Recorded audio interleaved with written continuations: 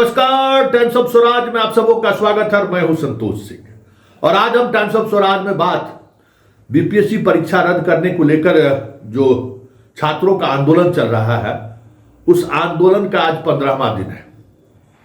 और दिन 15वां है और उम्मीद की जा रही है कि आज कोई बड़े फैसले आ सकते हैं। मुख्यमंत्री 12 बजे बैठक बुलाए हैं। उस बैठक में चीफ सेक्रेटरी सहित तमाम अधिकारी मौजूद रहेंगे और एक एक पॉइंट पर चर्चा होगी। मुख्यमंत्री ने इस बात को लेकर गहरी नाराजगी व्यक्त की है कि छात्रों द्वारा शांतिपूर्ण प्रदर्शन करने के दौरान लाठी क्यों चलाई गई, क्यों पीटा गया छात्रों को। पूरे बिहार की बदनामी हुई है देश में, जबकि वो फुटेज बता रहा है कि छात्र हिंसा का कहीं दूर तलक हिंसा का इस्तेमाल नहीं कर रहे थे, कहीं कोई तोड़ फोड़ नहीं कर रहे थे। वो सड़क पर बैठे हुए थे और उस पर इस कड़ाके की ठंड पे उस पर वाटर कैनन का इस्तेमाल होना, फिर लाठी चार्ज करना, पूरी घटना से उन्होंने होम सेक्रेटरी से रिपोर्ट मांगी है कि किस परिस्थिति में वहां छात्रों पर लाठी चलाई गई है। दोनों मुद्दों पर आज बात होगी, बीपीएससी की भूमिका पर भी बातचीत होगी और तमाम शुरुआती दौर से लेकर अभी तक जो भी घटनाक्रम हुआ है बीपीएससी में की परीक्षा को लेकर एक एक बिंदु पर समीक्षा होगी। हालांकि चीफ सेक्रेटरी देर शाम जब मुख्यमंत्री पटना लौटे तो उनकी मुलाकात हुई है और उन्होंने फौरी तौर पर उनको ब्रीफ किया है कि छात्र उनसे उनने का क्या डिमांड है, छात्र उनसे मिलने के बाद क्या उन्होंने अपनी राय रखी है। आला अधिकारी भी इस बात को लेकर असहज है सवालों को लेकर, लेकिन जो परीक्षा रद्द करने की बात है उसमें अधिकांश अधिकारी इसके पक्ष में नहीं है। खास करके डिस्ट्रिक्ट एडमिनिस्ट्रेशन के जो अधिकारी है वो इसके पक्ष में नहीं है, बीपीएससी का अधिकारी इसके पक्ष में नहीं है और ऊपर लेवल में चीफ सेक्रेटरी लेवल के चीफ सेक्रेटरी हो चाहे बाकी जो अधिकारी है वो थोड़ा बीच का रास्ता निकालने की कोशिश कर रहे हैं, क्योंकि मुख्यमंत्री ने कहीं कहीं संकेत दिया है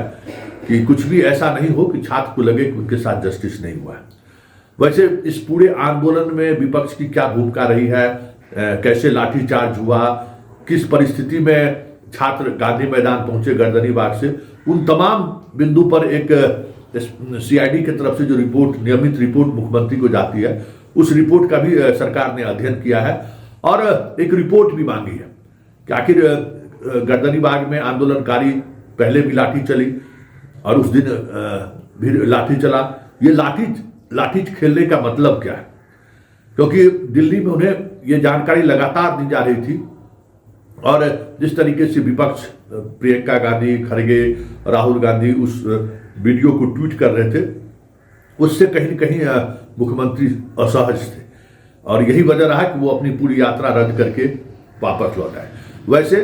परीक्षा रद्द करने को लेकर बीजेपी की तरफ से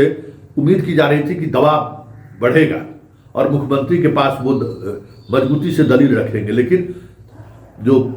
बीजेपी कहे या संघ का जो अनुसांगिक संगठन है अखिल भारतीय विद्यार्थी परिषद एबीवीपी, कल वो बीपीएससी के चेयरमैन से उनकी मुलाकात हुई। परीक्षा रद्द करने को लेकर अपने मांग पत्र में एक लाइन भी उन्होंने नहीं लिखा है कि परीक्षा रद्द होनी चाहिए। ये बड़ी बात है, ये संकेत है कि बीजेपी उस फैसले के साथ खड़ी दिख रही है जो फैसला बीपीएससी के चेयरमैन पहले दिन से ले रखे हैं। उम्मीद की जा रही थी कि जिस तरीके से राजभवन तक मार्च हुआ, राजभवन में राज्यपाल ने बीपीएससी के चेयरमैन को तलब किया, चेयरमैन ने अपनी बात रखा। अगर विद्यार्थी परिषद का अगर साथ मिलता, विद्यार्थी परिषद अगर इस मुद्दों को लेकर सरकार को घेरती तो हमें लगता है कि और आसान हो जाता इन बातों को लेकर, मतलब और सहज हो जाता, सरकार थोड़ी और दबाव में आ सकता था। क्योंकि बीजेपी को भले ये लग रहा है कि इस आंदोलन की वजह से उनको नुकसान हो सकता है, जदयू को नुकसान हो सकता है, एनडीए को नुकसान हो सकता है, इसलिए चिराग पासवान ने भी पत्र लिखा है मुख्यमंत्री को जिसमें लाठीचार्ज की उन्होंने भर्त्सना की है और उन्होंने साथ ही ये भी कहा है कि पूरे मामले की जांच होनी चाहिए और नीतीश कुमार मतलब सीएम बहुत ही संजीदगी से इस मामले को देखें। हालांकि इतने घटना के बाद चिराग का ये पत्र कल देर रात जारी हुआ है, अपने सोशल पेज पर उन्होंने लिखा भी है, फेसबुक पेज पर भी लिखा है और मुख्यमंत्री को भी लिखा है। लेकिन ये पत्र लिखने का मतलब क्या है? बिहार फर्स्ट और बिहारी फर्स्ट का नारा लगाने वाले बिहार के छात्र पिट रहे हैं, इस तरीके से पिट रहे हैं और वो सरकार के अंग हैं और उनकी चुप्पी सवाल तो खड़ा करता है। लेकिन इन तमाम सवालों के बीच जो एक अहम सवाल है कि सरकार भले ही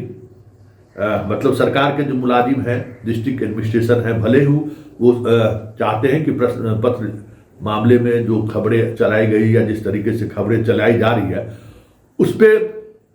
सरकार इतना बैकफुट पर ना आवे कि रद्द करना पड़े। लेकिन चुनाव का समय है, चुनाव में जिस तरीके से चीजें चल रही हैं, जिस स्तर पर चीजें चल रही हैं, उसका भी एक दबाव कहीं न कहीं सरकार पर है और चुनावी वर्ष है।